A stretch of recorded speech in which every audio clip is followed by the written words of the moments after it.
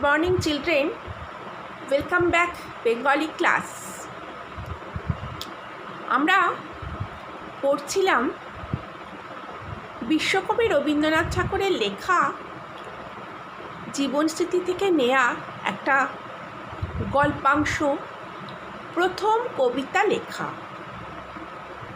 আগের দিন মানে লাস্ট যে তোমরা ভিডিওটা পেয়েছো তাতে কিন্তু আমি এই গল্পটি শুরু করেছি।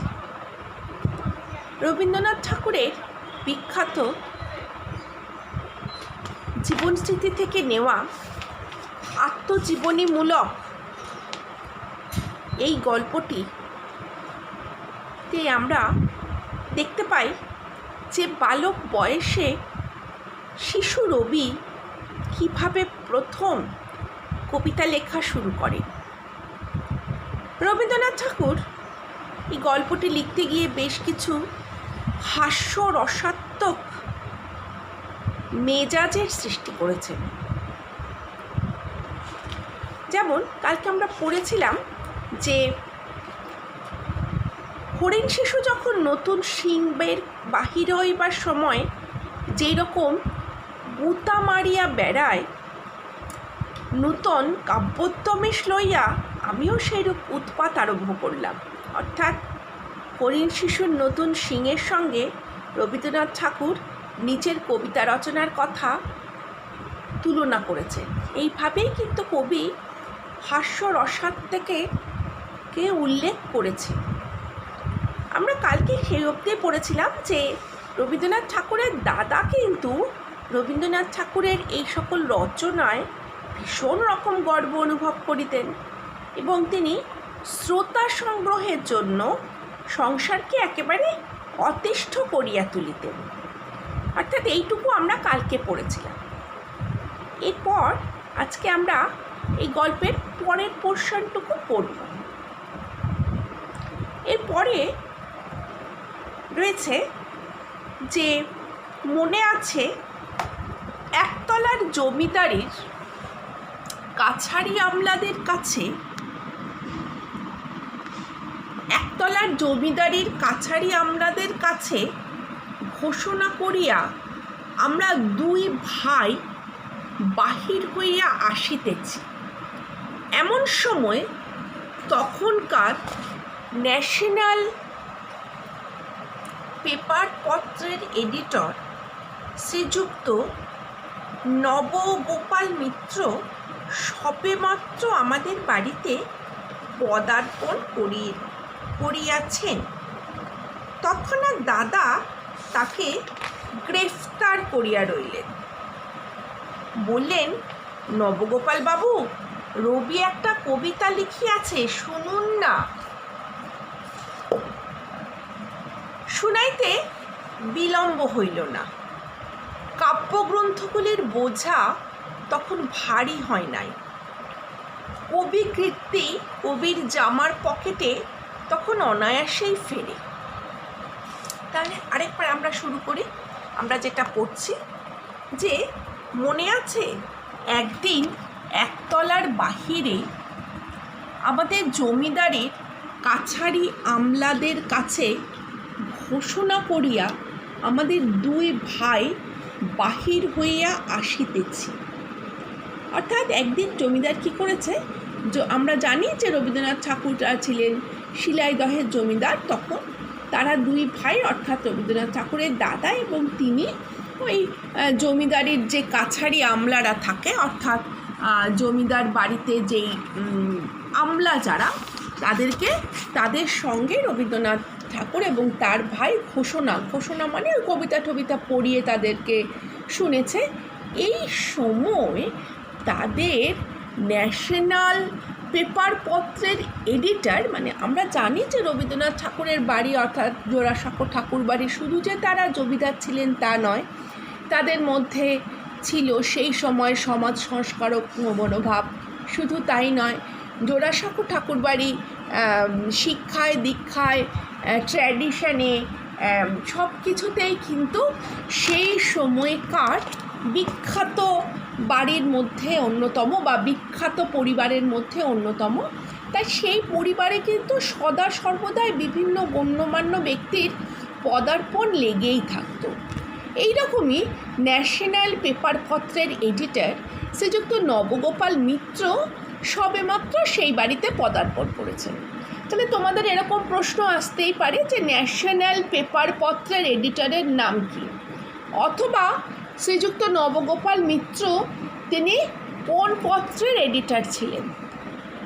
যাই হোক, এবার বলছেন যে সেই সময় দাদা তাকে কিন্তু গ্রেফতার করলেন। এই কথাটির অর্থ হচ্ছে রবীন্দ্রনাথ ঠাকুরের দাদা, যিনি রবীন্দ্রনাথ ঠাকুরের কবিত্ব শক্তি নিয়ে খুবই আনন্দিত, তিনি একদম কিন্তু সেই রবীন্দ্রনাথ ঠাকুরকে সেই ন্যাশনাল পত্রের এডিটরকে গ্রেফতার করলেন। কেন গ্রেফতার করেছিলেন? তিনি চেয়েছিলেন যে যাতে রবীন্দ্রনাথের একটা কবিতা শোনে, কারণ তখন তো কবিতা শোনানোর হিড়িক পড়ে গেছে। এইরকম পরিস্থিতিতে আমরা দেখছি যে নবগোপাল বাবুকে বলছেন যে নবগোপাল বাবু, রবি একটা কবিতা লিখেছে, শুনুন না। শোনাইতে বিলম্ব হলো না, অর্থাৎ সেই কবিতাটা বলার সঙ্গে সঙ্গেই কিন্তু তখন রবীন্দ্রনাথ লিখেছেন, কবিকৃতি তখন কবির জামার পকেটে কিন্তু অনায়াসে ফেরে। অর্থাৎ রবীন্দ্রনাথ নিজের জামার পকেটে কিন্তু তখন কবিতাগুলো নিয়ে সারাক্ষণ ফেরে, এবং বেশ উৎসাহের সঙ্গে তিনি তখন কিন্তু একজন কবির মতো তার ভাব এসে গেছে। পদ্মের ওপর একটা কবিতা লিখিয়েছিলাম, অর্থাৎ পদ্ম ফুলের ওপর একটা কবিতা লিখিয়াছিলেন, এবং সে দেউরির সামনে দাঁড়াইয়া উৎসাহিত উচ্চ কণ্ঠে নবগোপাল বাবুকে শুনাইয়া দিলাম। এবং সেই পদ্মর ওপর যে কবিতাটি তিনি লিখেছিলেন সেটা সে দেউরি দরজার সামনে দাঁড়িয়ে নবগোপাল বাবুকে খুব উৎসাহের সঙ্গে ছোট্ট রবি কিন্তু কবিতাটা শুনিয়ে দিলেন। নবগোপাল বাবু বেশ একটু হাসিয়া বলিলেন, বেশ হইয়াছে। নবগোপাল বাবু কিন্তু বেশ হেসে বললেন, বেশ হয়েছে মানে তিনি বেশ কবিতাটা তারিফ করলেন। কিন্তু ওই দিরেফ শব্দটার মানে কি? সেই কবিতার মধ্যে দিরেফ বলে একটি শব্দ ছিল, তা কিছুতেই নবগোপাল বাবু কিন্তু সেই দিরেফ শব্দটার কোনো মানে তিনি আবিষ্কার করতে পারলেন না। তিনি বারবার বলছেন যে এই দিরেফ শব্দটির মানে কি। এই দুরূহ কথাটা যে আমি কোথা থেকে সংগ্রহ করেছিলাম সেটা আমার মনে নেই। সমস্ত কবিতাটির মধ্যে ওই শব্দটার ওপর আমার আশা ভরসা সবচেয়ে বেশি ছিল। শব্দটা যে আসলে কোনো শব্দই নয়, ছোট্ট রবি নিজের মস্তিষ্ক প্রসূতভাবে একটা শব্দ তৈরি করেছিলেন, শব্দটার কোনো সেরকম মানে হয় না। কিন্তু ছোট রবীন্দ্রনাথ তো অত কিছু বুঝতেন না, তিনি নিজেই শব্দটা বানিয়েছিলেন, এবং এই শব্দটা সম্পর্কে তার আশা ভরসা সে ভেবেছিলেন এই শব্দটার মধ্যে বেশ একটা স্পেশালিটি কিছু আছে। বলছেন সমস্ত কবিতাটার মধ্যে ওই শব্দটার ওপরেই কিন্তু আমার আশা ভরসা ছিল সবচেয়ে বেশি। দফতরখানা আমলামহলে নিশ্চয়ই এই কথাটাতে বিশেষ ফল পাইয়াছিলাম। দপ্তরখানা আমলামহল অর্থাৎ যেখানে নাকি ওর সে তার বাবার জমিদারির যে দপ্তর, সেখানে রবীন্দ্রনাথ ঠাকুরকে সবাই খুব বাহবা দিয়েছিলেন, কারণ সেখানে যারা কাজ করেন তারা কিন্তু সরস্বতীর থেকে লক্ষ্মীর সঙ্গেই তাদের যোগাযোগ বেশি, অর্থাৎ তারা কিন্তু শিক্ষিত বা পড়াশোনা নিয়ে খুব একটা থাকেন না, তারা ব্যবসাটাই ভালো বোঝেন। তো সেই রকম পরিস্থিতিতে সেই সব জায়গায় রবীন্দ্রনাথ ঠাকুর নতুন শব্দ চয়ন করলেন না, শব্দটি কীরূপ সেটা নিয়ে কারোর খুব একটা মাথা ব্যথা নেই। জমিদার বাবুর ছেলে কবিতা লিখেছে, তারা ওটা শোনার ভাগ শুনেছে, এবং এহেন জমিদার বাবুর ছেলেকে খুশি করলে জমিদারেরও কাছে থাকা যাবে, সেই হিসেবে তারা ইচ্ছে হোক অনিচ্ছায় হোক কবিতাটি সম্পর্কে ভালো ভালো বলেছেন। কিন্তু নবগোপাল বাবুকে কিন্তু ইহা লেশমাত্র দুর্বল করিতে পারিল না, কারণ নবগোপাল বাবু তিনি ছিলেন বিখ্যাত এক পত্রিকার সম্পাদক। বাংলা ভাষার শব্দ গঠন, শব্দ নির্মাণ, শব্দ পুনর্গঠন এবং বাংলা ব্যাকরণ, এতে করে তার এক ব্যুৎপত্তি ছিল।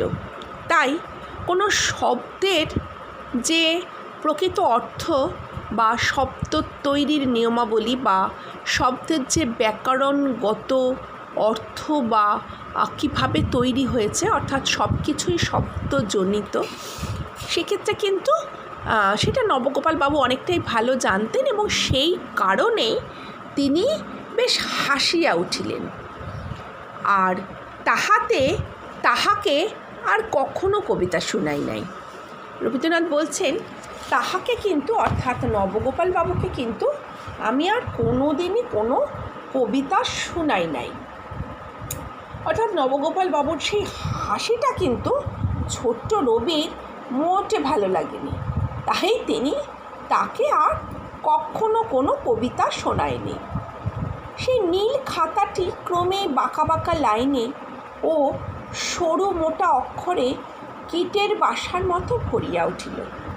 সেই নীল খাতাটি, মানে যেই নীল খাতাটি রবীন্দ্রনাথ ঠাকুর পেয়েছিলেন, অর্থাৎ একটা জমিদার বাড়িতে, মানে রবীন্দ্রনাথ ঠাকুরের যে কর্মচারী, জমিদারি কর্মচারী, সে কারো একটা চেষ্টায় বা কারো একটা কাছ থেকে রবীন্দ্রনাথ ঠাকুর একটা নীল রঙের খাতা বের করেছিলেন বা জোগাড় করেছিলেন। বলছে সেই নীল খাতাটি কিন্তু পড়ে গেল, অর্থাৎ বলছে ক্রমে ক্রমে বাঁকা বাঁকা লাইন সরু ও মোটা অক্ষরে কীটের বাসার মতো ভরি উঠল।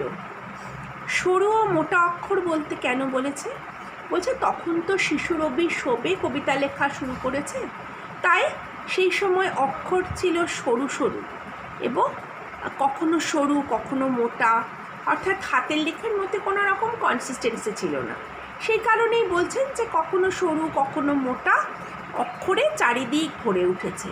কীটের বাসার মতো, মানে কীটের বাসা, অর্থাৎ পোকার বাসা যেরকম সবসময় সেম অর্ডারে মেনটেন করে হয় না, কখনো ছোট কখনো বড়, কখনো মোটা কখনো সরু, ঠিক সেই রকমই অসমান হাতে, তখন ছোট্ট ছোট্ট হাতে রবীন্দ্রনাথ ঠাকুর যেন কীটের বাসার মতো গোটা খাতা জুড়ে সে কবিতা লেখা শুরু করে দিল। আমি কবিতা লিখি এ খবর যাহাতে রটিয়া যায়, নিশ্চয়ই সে সম্পর্কে আমার ঔদাসীন্য ছিল না। সেই সময় কবিতা লেখাটা কিন্তু বেশ কোনো ছাত্রের বিশেষ গুণাবলীকে বোঝাতো। সুতরাং রবীন্দ্রনাথ ঠাকুর বলছেন যে আমি যে এই কবিতা লিখি সেটা কিন্তু এর সম্পর্কে আমার ঔদাসীন্য ছিল না, মানে এই সম্পর্কে কিন্তু আমার বেশ একটা যে এটা আমি লোককে জানাবো না সেই ব্যাপার কিন্তু নয়। আমি চাইতাম সবাই যাতে জানে ব্যাপারটা, অর্থাৎ জানলে পরে ছাত্র মহলে কিন্তু কবির বেশ সুনাম হবে। সাতকড়ি দত্ত মহাশয় যদিচ আমাদের ক্লাসের শিক্ষক ছিলেন না, তবু আমার প্রতি তার বিশেষ স্নেহ ছিল। কবির বিদ্যালয়ের কোনো এক শিক্ষকের নাম ছিল সাতকড়ি দত্ত মহাশয়। যদিও তিনি রবীন্দ্রনাথ ঠাকুরের শিক্ষক ছিলেন না, মানে ডাইরেক্ট হয়তো রবীন্দ্রনাথ ঠাকুরদের ক্লাস নিতেন না, কিন্তু শিশু রবিকে কিন্তু দত্ত মহাশয় খুবই স্নেহ করতেন। তিনি একদিন আমাকে ডাকিয়া জিজ্ঞেস করিলেন, তিনি একদিন কবিকে ডাকলেন এবং জিজ্ঞেস করলেন যে তুমি নাকি কবিতা লিখিয়া থাকো। লিখিয়া যে থাকি সে কথা গোপন করি নাই, অর্থাৎ কবি কিন্তু একবারও গোপন করেননি যে তিনি কবিতা লেখেন না। ইহার পর তিনি আমাকে উৎসাহ দিবার জন্য মাঝে মাঝে দুই এক পদ কবিতা দিয়া তাহা পূরণ করিয়া আনতে বললেন। ইহার পর মানে এরপর রবীন্দ্রনাথ ঠাকুরের যে কবিতা লেখাতে সেই ভদ্রলোক, মানে সেই পণ্ডিত মহাশয় সাতকড়ি বাবু কিন্তু খুবই সেই কবিতা লেখার প্রতি রবীন্দ্রনাথ কিংবা ছোট্ট রবিকে উৎসাহ দিতেন এবং মাঝে মাঝেই তিনি তাকে কিছু ফিল ইন দি ব্ল্যাঙ্কস করতেন, অর্থাৎ একটা প্যারাগ্রাফ, একটা 4-5 লাইন কবিতা নিজেই লিখে দিতেন, মাঝখানে কিছু ব্ল্যাঙ্কস রেখে দিতেন, ছোট্ট রবিকে বলতেন যে তুমি এটা পূরণ করে আনো। এইভাবে তিনি ছোট্ট রবিকে কবিতা লেখায় উৎসাহ দিতেন। এরকম একটি কবিতা একবার রবীন্দ্রনাথ ঠাকুরের মনে আছে। তিনি তার প্রথম কবিতা লেখা গল্পে সংযোজন করেছেন যে রবি করে জ্বালাতন আছিল সবাই, বরষা ভরসা দিল আর ভয় নাই। রবি করে মানে সূর্যের আলোয় সবাই, সূর্যের আলোয় জ্বালাতনে আছিল সবাই, মানে প্রখর সূর্যের আলোতে সবাই একদম খুব কষ্টে বা জ্বালাতনে ছিল। বরষা ভরসা দিল আর ভয় নাই, অর্থাৎ বর্ষা আসছে, বরষা ভরসা দিল মানে বর্ষা আসছে, হিসেবেই বলেছে যে বরষা ভরসা দিল আর ভয় নাই। এর সঙ্গে কবি বলেছেন যে আমি যে দুটো পদ্য জুড়িয়াছিলাম সেই দুটো লাইন আমার মনে আছে। সেই দুটো লাইন ছিল, মিনগণহীন হয়ে ছিল সরোবরে, এখন তাহারা সুখে জলক্রিয়া করে। মিনগণ কথাটার অর্থ হচ্ছে মাছেরা, অর্থাৎ প্রচণ্ড গরমকালে সরোবর, নদী, নালা, পুকুর সব কিছুর জল যখন শুকিয়ে যায় তখন তারা, মাছেরা কিন্তু তখন জলের মধ্যে থাকে, কিন্তু তারাও কিন্তু সেই সময় মানে জলহীনতায় ভোগে। এখন সুখেতে মানে বর্ষার আগমন হয়েছে, বৃষ্টি পড়ছে, তাতে করে মাছেরা জলক্রিয়া মানে জলের মধ্যে তারা খেলা করছে। তাহলে এইভাবে আমরা রবীন্দ্রনাথ ঠাকুরের প্রথম ছোটোবেলাকার কবিতা নিয়ে আজকে আমরা পড়ছি। তাহলে আমরা কতটুকু পড়লাম আজকে, যে রবীন্দ্রনাথ ঠাকুর সে কিন্তু তার ছোটোবেলায় এলাকার একতলার জমিদারের কাছারি আমলাদের কাছে সে আর তার ভাই প্রচুর কবিতা বলতেন তাদের, বা কবিতা পড়ে শোনাতেন। ন্যাশনাল পেপার পত্রের এডিটর নবগোপাল মিত্রকেও শুনিয়েছিলেন, কিন্তু সে কিছুটা কবিতার বিষয়বস্তু বা কবিতার শব্দচয়নের ওপর সে হেসে উঠেছিলেন এবং তাকে আর তিনি কবিতা শোনাননি। পরবর্তীকালে কিন্তু রবীন্দ্রনাথ ঠাকুর স্কুলেও প্রচুর কবিতা শোনাচ্ছেন এবং স্কুলের টিচাররা, বিশেষ করে সাতকড়ি দত্ত মহাশয়, তিনি খুব উৎসাহ দিতেন এবং সাতকড়ি দত্ত মহাশয়ের উৎসাহেই রবীন্দ্রনাথ ঠাকুর কিন্তু ধীরে ধীরে কবিতা লেখা শুরু করেছিলেন। এবং আজকে আমরা 4 লাইনের একটি কবিতার কিছু অংশ পড়লাম। এই কবিতার মাধ্যমে কিন্তু আমরা বুঝতে পারি সেই সময় ছোট্ট রবি কী রকম ধরনের কবিতা লেখা শুরু করেছিলেন। রবি করে জ্বালাতন আছিল সবাই, বরষা ভরসা দিল আর ভয় নাই, অথবা মিনগণহীন হয়ে ছিল সরোবরে, এখন তাহারা সুখে জলক্রিয়া করে। অর্থাৎ এইভাবে ছোট্ট রবীন্দ্রনাথ ধীরে ধীরে ছোট্ট ছোট্ট কবিতা লেখার মাধ্যমে সে কিন্তু আস্তে আস্তে একজন প্রকৃত কবি হয়ে উঠেছিলেন। ছোট্টবেলায় বিভিন্ন রকমের স্মৃতি রোমন্থনের মাধ্যমে আমরা জানতে পাচ্ছি যে শিশু রবি কীভাবে সে তার বা কবিতা লেখা শুরু করেছিলেন। যতটা পড়ালাম একটু ভালো করে রিডিং করবে।